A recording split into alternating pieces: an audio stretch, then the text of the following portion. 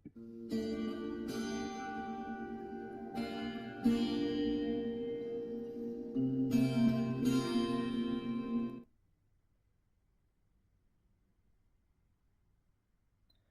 hello, ladies and gentlemen, in a new lecture of plant breeding series.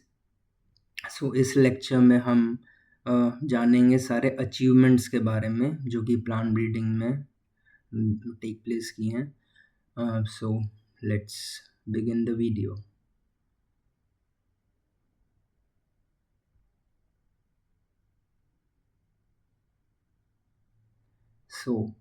जो सबसे पहला achievement है वो है सेमीडॉफ वीट वेराइटीज़.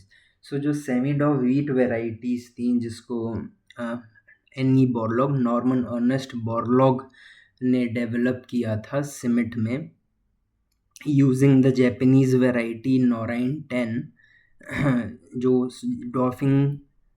जो डॉफनेस है उस कैरेक्टर का जो जीन था वो जैपनीज़ वेराइटी नोराइन 10 से लिया गया था. और development of these semi-dove wheat varieties were actually the incident of uh, green revolution in the world. That is why Annie Borlaug is also called as father of green revolution for world in world. India के context में it is M S Swaminathan. हमारे India में wheat revolution के father हैं M S Swaminathan. So this is one of the remarkable achievements in plant breeding. उसके बाद 1963 में ICR ने बहुत सारी सेमीडॉफ सिलेक्शंस जो हैं वो इंट्रोड्यूस की थी सिमिट से, जो कि of course Norman Ernest Borlaug ने ही डेवलप की थी. और उन इंट्रोड्यूस्ड मटेरियल में से सिलेक्शन करके कल्याण, सोना एंड सोनालिका जैसे वेराइटीज़ जो कि इंडिया में बहुत पॉपुलर वेराइटीज़ थी वो बनाई गई थी. जो सेमीडॉफ वीट होता है वो लॉजिंग रेजिस्टेंस होता है, यानी उसका पौधा गिरता नहीं है, और उसको फर्टिलाइज़र जो उसका रिस्पॉन्सिवनेस है वो भी बहुत ज़्यादा अच्छा होता है. साथ में वो फोटो इनसेंसिटिव भी होते हैं, जिसके कारण एक रिमार्केबल इंक्रीज़ आया था वीट की प्रोडक्टिविटी में और प्रोडक्शन में.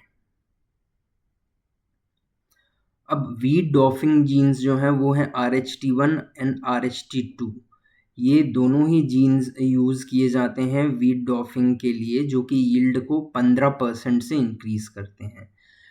वहीं पे दूसरी साइड इसी सीरीज़ के जो बाकी जीन्स हैं जैसे कि RH3 एंड RH8 वो इतना ज़्यादा सिग्निफिकेंटली यील्ड में इंक्रीज़ नहीं कर पाते.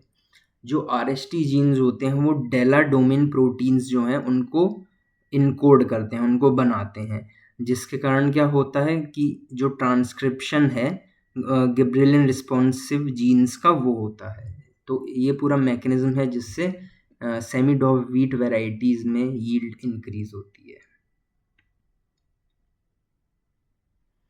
अब सेमीडॉफ वीट वेराइटीज़ जो है वो फोटो पीरियड इनसेंसिटिव भी होती हैं. और ये जो कैरेक्टर है ये आता है बेसिकली PPD1 और PPD2 जीन के कॉम्बिनेशंस के बारे में.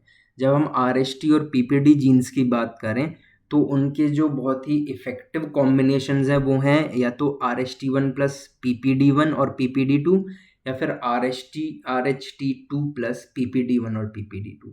ये कॉम्बिनेशन बहुत अच्छा कॉम्बिनेशन होता है एक अच्छी सेमीडॉफ वैरायटी के लिए.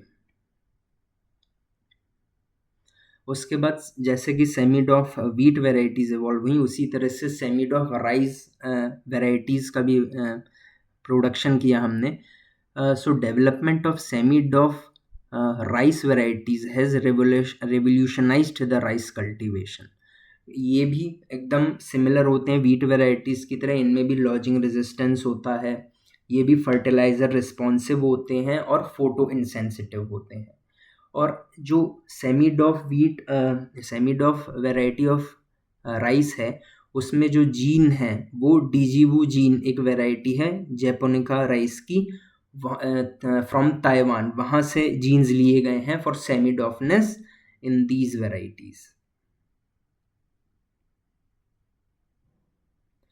ताइचुंग नेटिव वन जो है TN1 जिसे कहते हैं, वो ताइवान में डेवलप्ड हुई थी। IR8 was developed in IRRI, that is International Rice Research Institute in Philippines in 1966।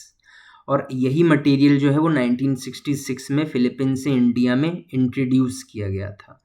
और यहाँ पे बाद में इन वेराइटीज़ को रिप्लेस किया था जया, रत्ना जैसी superior semidwarf Indian semidwarf rice varieties में। उसके बाद जो अगला इम्पॉर्टेंट अचीवमेंट आता है प्लांट ब्रीडिंग की फील्ड में, वो है नोबलाइजेशन ऑफ केन्स। अब जो इंडियन शुगर केन्स थे, जो ज़्यादातर नॉर्थ इंडिया में उगाए जाते थे, वो हार्डी और पुअर थे शुगर केन यील्ड में, यानी उनमें शुगर केन कंटेंट ज़्यादा नहीं होता था, उनसे शुगर केन की जो यील्ड है वो ज़्यादा नहीं होती थी। लेकिन ऑन द अदर हैंड जो ट्रॉपिकल केन्स थे, वो उनकी जो स्टेम होती थी वो थिक होती थी, उनमें शुगर कंटेंट ज़्यादा होता था। लेकिन जब ट्रॉपिकल नोबल केन्स, जो ट्रॉपिकल गन्ने थे, उनको जब हम नॉर्थ में उगाते थे तो उनका जो परफॉर्मेंस था वो बहुत ही ज़्यादा अच्छा नहीं आता था। तो इसलिए नोबलाइजेशन ऑफ केन किया गया, यानी कि ट्रॉपिकल केन्स को और नॉर्थ इंडियन केन्स को हाइब्रिडाइज करके ब्रीड किया गया। और ये किया था सी ए बार्बर और TS वेंकटारमन ने, जिन्हें कहते हैं फादर ऑफ नोबलाइजेशन ऑफ इंडियन केन, कोयम्बतूर में किया गया था। जिससे क्या किया गया कि नॉर्थ इंडिया में कल्टीवेट होने वाली जो वेराइटीज़ थी उनको रेजिस्टेंस बनाया गया और उनमें शुगर केन यील्ड का जो कंटेंट था वो बढ़ाया गया। उसके बाद मिलेट्स की अगर हम बात करें तो हाइब्रिड मिलेट्स इंडिया में 1957 में हाइब्रिड मेज को डेवलप करने के लिए बहुत सारे प्रोग्राम्स कंडक्ट किए गए थे in collaboration with Rockefeller and Ford foundation. और उसके रिजल्ट में जो हाइब्रिड मिलेट वेराइटीज़ आई थी उन्हें 1961 में रिलीज़ किया गया था। उसी तरह development of hybrid sorghum and pearl millet varieties began in 1961। Maize के बाद जो अगला काम हुआ था हाइब्रिड वेराइटीज़ बनाने के लिए, वो सोरगम और पर्ल मिलेट में हुआ था। और द फर्स्ट हाइब्रिड वेराइटी, जो सबसे पहली फर्स्ट हाइब्रिड वेराइटीज़ थी वो थी CSH1 सोरगम में और HB1 इन बाजरा में, जो कि 1964 में रिलीज़ की गई थी।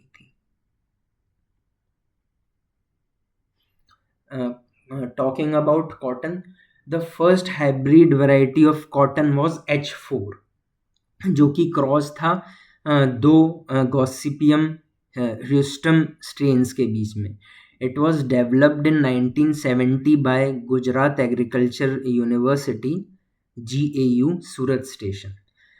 इन हाइब्रिड वेराइटीज़ की यील्ड ज़्यादा थी, इनका गिनिंग आउटरन ज़्यादा था और गुड फाइबर, इनके जो फाइबर था उसकी क्वालिटी भी बहुत अच्छी और हाई थी।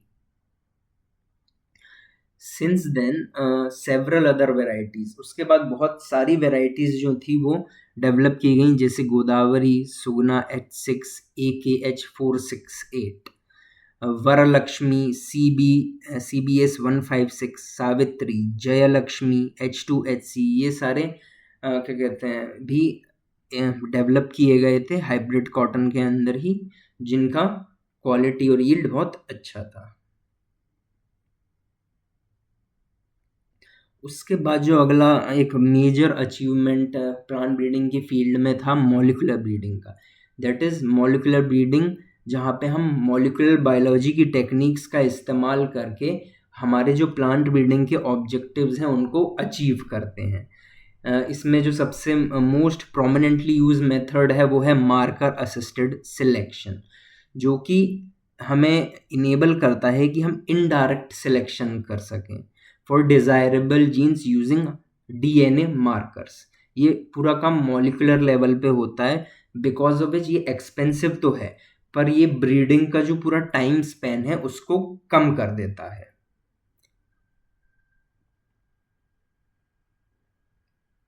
मॉलिकुलर ब्रीडिंग के एफर्ट्स के थ्रू हमने बहुत सारी चीज़ें, बहुत सारी अच्छी वेराइटीज़ डेवलप की, जैसे कि bacterial leaf blight resistant rice varieties like Pusa Basmati 1, improved Samba Mahsuri, some emergence tolerant rice varieties like Swarna Sub 1, improved protein quality maize hybrid Vivek QPM 9 are some varieties developed using mass.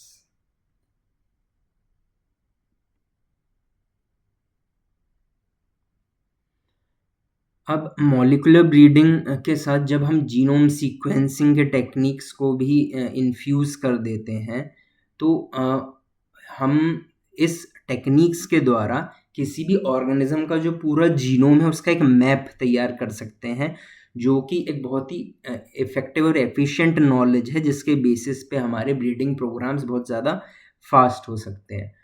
अभी recently 2000 में एरेबिडोप्सिस थैलेना का genome जो है उसका map है वो पूरा complete किया गया था। उसी तरह 2002 में राइस के जीनोम की पूरी मैपिंग भी का जो पहला ड्राफ्ट है वो 2002 में आया था। Sequencing of pigeon pea genome was published in October 2011। इस तरह के बहुत सारी चीज़ें जो हैं, बहुत सारे एफिशिएंट वर्क जो हैं वो किए जा रहे हैं लगातार। उसके बाद आता है हमारा रिकॉम्बिनेंट डीएनए टेक्नोलॉजी, जहाँ पे हम जो जीन्स हैं वो किसी दूसरे ऑर्गेनिज्म से लेके प्लांट्स में या अलग स्पीसीज के ऑर्गेनिज्म में इनकॉर्पोरेट कर सकते हैं, जिससे हम नए डिज़ायरेबल फिनोटाइप्स को जन्म दे सकते हैं। और इस तरह की जो क्रॉप्स हैं उन्हें ट्रांसजेनिक क्रॉप्स या डिज़ाइनर क्रॉप्स कहते हैं।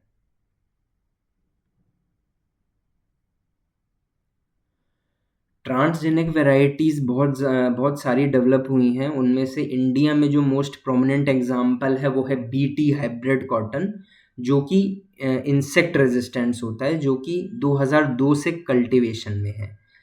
And indigenous insect resistance Bt cotton varieties Bikaneri and Narma are known. तो बीकानेरी और नरमा जो हैं वो बीटी कॉटन वेराइटीज़ हैं जो कि इंडिजिनस हैं, हमने इंडिया में ही बनाई हैं। So this was all about the achievements we have uh, uh, gained in the field of plant breeding. Now we are going to talk about all the demerits or disadvantages which we see in plant breeding.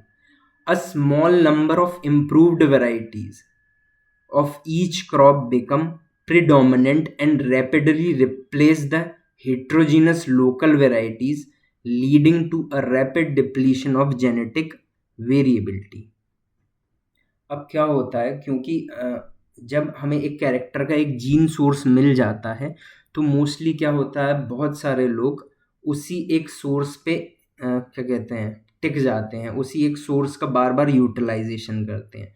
और plant breeding का process ऐसा है कि जहाँ पे हम सिर्फ एक टाइप के जीनोटाइप को सिलेक्ट कर लेते हैं और बाकी सारे जो वेरियस जीनोटाइप्स हैं उनको हम डिस्कार्ड कर देते हैं, जिसके कारण वही एक स्पेसिफिक टाइप का जो जीनोटाइप है वो बहुत ज़्यादा ही कमर्शियली कल्टीवेट होने लग जाता है, जिसके कारण कोई भी वेरिएबिलिटी नहीं बचती पॉपुलेशन में, जिसके कारण जेनेटिक इरोजन की जो समस्या है वो अराइज होती है।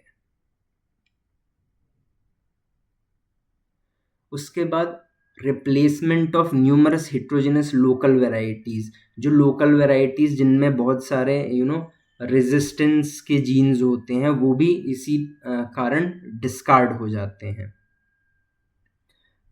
और ये one of the basic reason है जेनेटिक इरोजन का।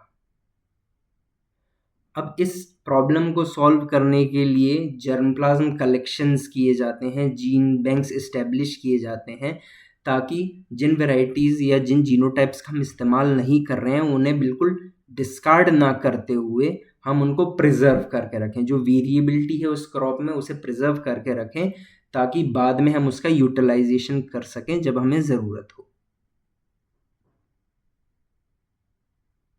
The improved varieties of a crop species are becoming increasingly similar to each other due to the commonness of one or more parents in the ancestry.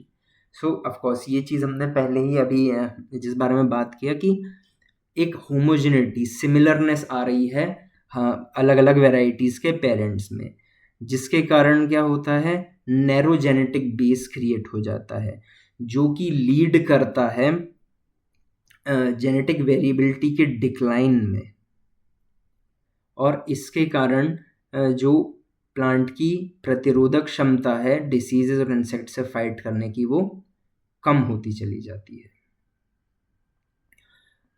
Narrow genetic variability, जो narrow genetic base है वो एक genetic vulnerability है। उसके कारण क्या होता है, ऑफ कोर्स क्रॉप्स ससेप्टेबल हो जाती हैं डिसीजेज और इंसेक्ट्स के, क्योंकि सारे जीनोटाइप सिमिलर टाइप के हैं।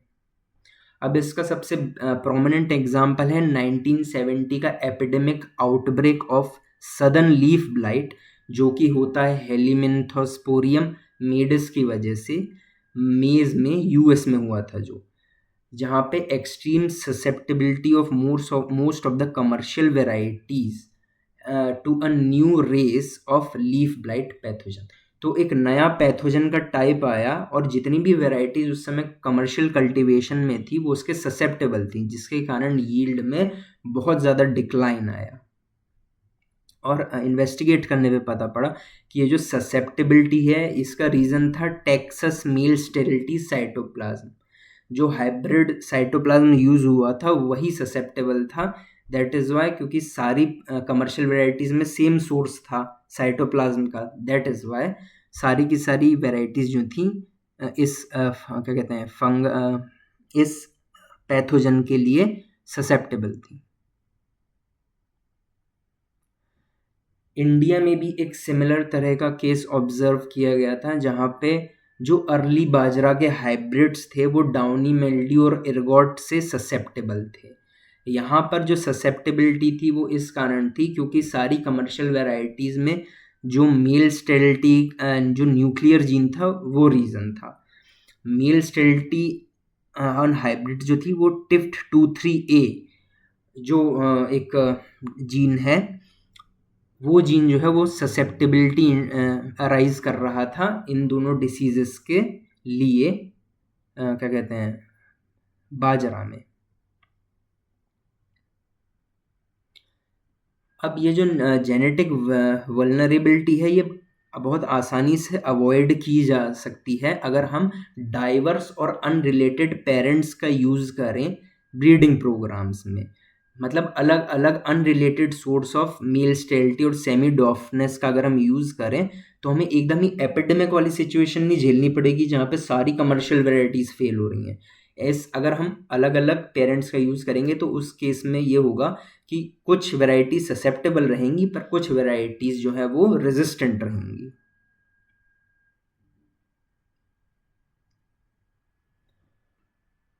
अब क्योंकि बेसिकली जब हम ब्रीडिंग करते हैं तो हम फोकस करते हैं जो मेजर डिसीज़ हैं, जो एकदम बहुत ज़्यादा डैमेज करती हैं, उन डिसीज़ेस के लिए ब्रीड करते हैं, जिसके कारण क्या होता है जो माइनर डिसीज़ेज हैं जो पहले इतना नुकसान नहीं पहुंचा रही थी वो एकदम से इतना नुकसान पहुंचाने लगती हैं कि जो माइनर डिसीज़ेज हैं वो अब मेजर डिसीज़ेज में कन्वर्ट हो जाती हैं। So this is also one of the major disadvantages of plant breeding. For example इसका सबसे अच्छा एग्ज़ाम्पल होगा जो एपिडेमिक हुआ था ग्रे मोल्ड, जो कि होता है बोट्राइटिस सिनेरियस के कारण चिकपी में 1908 से 81 और 1981 से 82 crop seasons in Punjab, Haryana and parts of UP and Bihar में ये एपिडेमिक हुआ था। Another example is severe infection of Karnal bunt, जो कि एक माइनर डिसीज थी पर वीट में वो अब एक मेजर डिसीज हो गई। सम वेराइटीज लाइक WL711। उसके बाद जो एक अल्टीमेट डिसएडवांटेज है यील्ड प्लेट्यू, दैट इज क्योंकि हम सिमिलर तरह के जेनेटिक मटेरियल पे काम कर रहे हैं और लगातार काम कर रहे हैं तो एक टाइम ऐसा आता है जहाँ पे हमारे पास और कोई ऑप्शन नहीं बचा रह जाता यील्ड को इंक्रीज करने के लिए। दैट इज जिसके कारण क्या होता है कि हम एक यील्ड प्लेट्यू पे पहुंच जाते हैं, यानी एक ऐसा पॉइंट जिसके बाद हम क्रॉप इम्प्रूवमेंट करेंगे भी तो भी यील्ड में इंक्रीज नहीं हो रहा है। हालांकि इस प्रॉब्लम को फेस करने के लिए हम ये कर सकते हैं कि जो हम ब्रीडिंग प्रोसीजर्स या मेथड जो उस क्रॉप में इस्तेमाल कर रहे हैं उसको चेंज करें, या फिर नए जो वेरिएबल जेनेटिक मटेरियल हैं उसको उसके लिए सर्च करें। तो इन चीज़ों को अगर हम इनकॉर्पोरेट करते हैं तो यील्ड प्लेट्यू का हम सामना कर सकते हैं। पर इस तरह का यील्ड प्लेट्यू जो है वो वीट में और राइस में हमें देखने को मिलता है, क्योंकि हमने वीट और राइस में इतना काम किया है, उनका यील्ड इतना बढ़ाया है कि अभी फ़िलहाल हम एक यील्ड प्लेट्यू पे हैं, जहाँ पे हम उसकी यील्ड और नहीं बढ़ा पा रहे हैं।